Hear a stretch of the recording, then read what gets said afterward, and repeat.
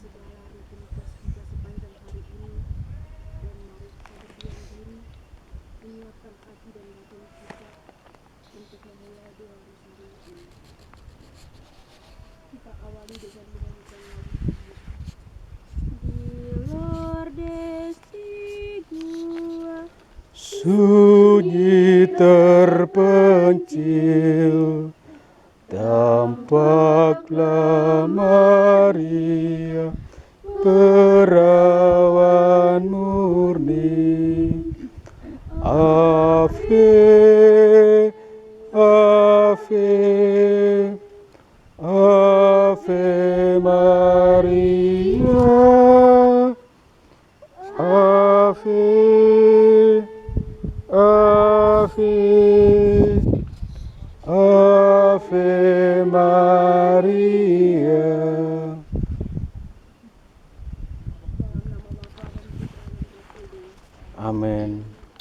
Semoga rahmat Tuhan kita Yesus Kristus, cinta kasih Allah Bapa, dalam persekutuan dengan Roh Kudus beserta kita. Sekarang dan selama-lamanya. Pak Guru, teman-teman semua yang terkasih, menyadari bahwa besar kasih Allah kepada kita umatnya, dan kita sebagai manusia yang lemah dan rapuh sering jatuh dalam dosa. Maka marilah kita mohon ampun atas segala salah dan dosa kita, serta perbuatan yang kita lakukan, baik secara sengaja maupun tidak sengaja, melalui perbuatan, perkataan, dan pikiran. Kita mohon ampun atas segala dosa dan salah kita, agar doa dan harapan kita pantas dan layak di hadapan Tuhan. Saya mengaku kepada Allah yang Maha Kuasa dan kepada saudara sekalian bahwa saya telah berdosa dengan pikiran, perkataan, dengan perbuatan dan kelalaian. Saya berdosa, saya sungguh berdosa. Oleh sebab itu saya mohon kepada Santa Perawan Maria, kepada para malaikat dan orang kudus, dan kepada saudara sekalian, supaya mendoakan saya pada Allah Tuhan kita. Semoga Allah yang Maha Kuasa mengampuni kita, mengampuni dosa kita, dan mengangkat kita ke hidup yang kekal. Amin. Marilah berdoa. Allah Bapa di surga, kami bersyukur dan berterima kasih kepadamu, karena walaupun kami berdosa, Engkau tetap menerima kami sebagai anak-anak-Mu. Kiranya oleh tuntunanmu, kami sungguh-sungguh memperbarui diri. Bukalah hati dan pikiran kami, agar selalu terdorong untuk mencari kebijaksanaan hidup dalam sabdamu. Demi Yesus Kristus Putramu, Tuhan dan Juru Selamat kami, yang bersama Dikau dalam persekutuan dengan Roh Kudus, hidup dan meraja sepanjang segala masa. Amin. Marilah kita mendengarkan dan merenungkan sabda Tuhan. Bahagia Manusia yang tidak tuli hatinya, yang mendengar sabda Bapa, tekun melaksanakannya. Sabda Tuhan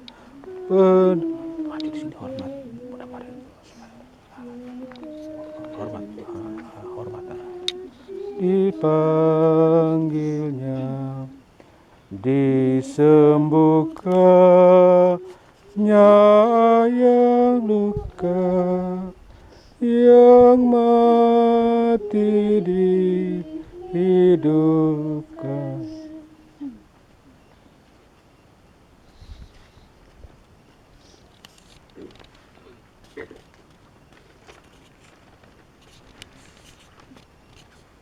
Semoga Tuhan beserta kita.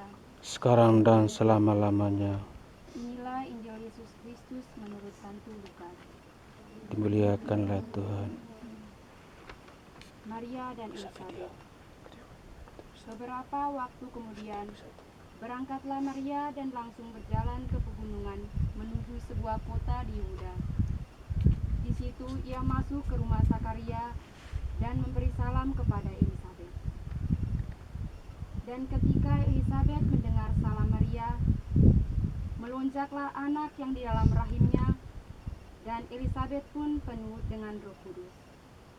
Lalu berseru dengan suara nyaring, "Diberkatilah engkau di antara semua perempuan, dan diberkatilah buah rahim. Siapakah aku ini, sampai ibu Tuhanku datang mengunjungi aku? Sebab sesungguhnya, ketika salammu sampai kepada telingaku, anak yang di dalam rahimku melonjak kegirangan. Dan berbahagialah ia yang telah percaya, sebab apa yang dikatakan kepadanya dari Tuhan akan terlaksana." Lalu kata Maria, "Jiwaku memuliakan Tuhan, dan hatiku bergembira karena Allah Juru Selamatku, sebab ia telah memperhatikan kerendahan hamba-Nya. Sesungguhnya, mulai dari sekarang segala keturunan akan menyebut aku berbahagia, karena Yang Maha Kuasa telah melakukan perbuatan-perbuatan besar kepadaku, dan namanya adalah kudus. Dan rahmat-Nya turun-temurun atas orang yang takut akan Dia. Ia memperlihatkan kuasa-Nya dengan perbuatan tangan-Nya, dan mencerai-beraikan orang-orang yang congkak hatinya. Ia menurunkan orang-orang yang berkuasa dari takhta-Nya, dan meninggikan orang-orang yang rendah. Ia melimpahkan segala yang baik kepada orang yang lapar, dan menyuruh orang yang kaya pergi dengan tangan hampa. Ia menolong orang Israel, hamba-Nya, karena ia mengingat rahmat-Nya, seperti yang dijanjikannya kepada nenek moyang kita, kepada Abraham dan keturunannya untuk selama-lamanya. Dan Maria tinggal kira-kira 3 bulan lamanya bersama dengan Elisabet, lalu pulang kembali ke rumahnya. Demikianlah sabda Tuhan. Terpujilah Kristus. Bapak Guru, sama saudaraku yang terkasih dalam Yesus Kristus, hidup sungguh dirasa aman bila yang satu merasa didukung atau diteguhkan oleh yang lain. Santai Elisabet kuat karena merasa diteguhkan oleh Maria Bunda Yesus. Bagaimana dengan kita? Apakah kita saling meneguhkan satu sama lain, atau kita saling menjatuhkan satu sama lain? Satu hal yang menarik dari kisah Injil di atas, yaitu 2 wanita yang sedang mengandung dengan cara yang tidak biasa saling mengunjungi. Elisabet mengandung di hari tuanya, sedangkan Maria mengandung bukan dari Yusuf, tetapi dari Roh Kudus sebelum berumah tangga. Dari sudut manusia, baik Elisabet maupun Maria jelas kehilangan nama baik, karena mereka menjadi sumber omongan atau sumber gosip yang bertanggung jawab. Akibatnya tidak ada orang yang mau datang untuk berdekatan dengan mereka. Seakan-akan mereka orang yang kotor, rendah, tidak punya harga diri. Dalam hal ini Maria amat peka. Meski ia sendiri ditemukan orang, ia ingin meneguhkan Elisabet. Tanpa mengenal lelah, ia tempuh perjalanan naik turun hanya untuk meneguhkan Elisabet. Dan apa reaksinya? Bukan hanya dari Elisabet yang bergembira, bukan hanya Sakaria saja yang senang, bahkan bayi dalam kandungan Elisabet pun melonjak kegirangan. Kehadiran Maria sungguh membawakan kehidupan baru bagi keluarga Sakaria. Bapak Guru, teman-teman yang terkasih dalam Yesus Kristus, dalam kehidupan sehari-hari, kita pun sering menjumpai orang-orang yang bukan karena kesalahan menjadi korban kekotoran orang lain. Karena tingkah laku anaknya, nama baik keluarga rusak, atau karena tingkah laku orang tuanya, anak-anak menjadi terlantar, atau karena tingkah laku seorang gadis tercemar namanya. Bagaimana sikap kita terhadap mereka?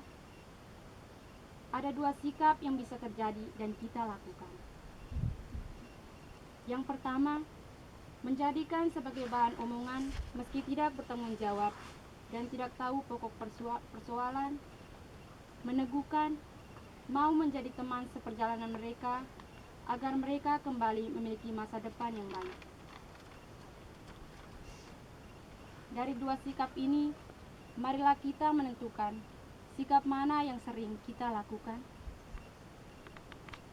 Bapak Guru sama saudaraku yang terkasih dalam Yesus Kristus, bacaan hari ini mengajak kita untuk memeriksa diri kita masing-masing. Apakah kehadiran kita membawa penghiburan bagi sesama kita, khususnya bagi mereka yang tersaing dalam masyarakat karena tindakan orang lain yang kurang bertanggung jawab, atau kehadiran kita menjadi sumber gosip dan semakin memperparah keadaan mereka? Mari kita bina jalinan persaudaraan agar kita dapat melalui hari-hari hidup kita dengan bahagia. Menerima orang lain yang memiliki reputasi kurang baik tidaklah mudah. Kita cenderung menjadikan mereka omongan yang kurang bertanggung jawab. Marilah kita hilangkan kebiasaan membicara orang lain tanpa sebab dengan berkat Allah Bapa. Amin.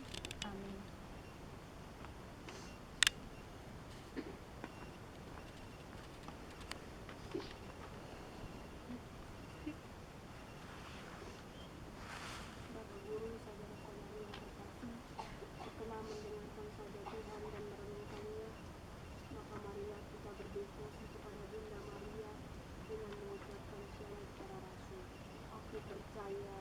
Aku percaya akan Allah Bapa yang Maha Kuasa, pencipta langit dan bumi, dan Yesus Kristus dengan Tunggal Tuhan kita. Doakanlah doa kudus disampaikan oleh Prabu Maria. yang menderita sengsara dalam Dua penderitaan peristiwa dengan dengan wafat dan doa umat saja. dengan tempat kematian pada hari ketiga bangkit dari antara orang mati yang naik surga dan di sebelah kanan Bapa yang Maha Kuasa. Siap berapa peristiwa? Yang tidak akan datang lagi Satu peristiwa dan doa umat. Satu peristiwa dan doa umat. kebangkitan badan kemuliaan kepada Bapa, Putra dan Roh Kudus. Seperti pada permulaan, sekarang, selalu, dan sepanjang segala abad. Amin. Terpujilah nama Yesus, Bunda Maria dan Santo Yosef. Sekarang dan selama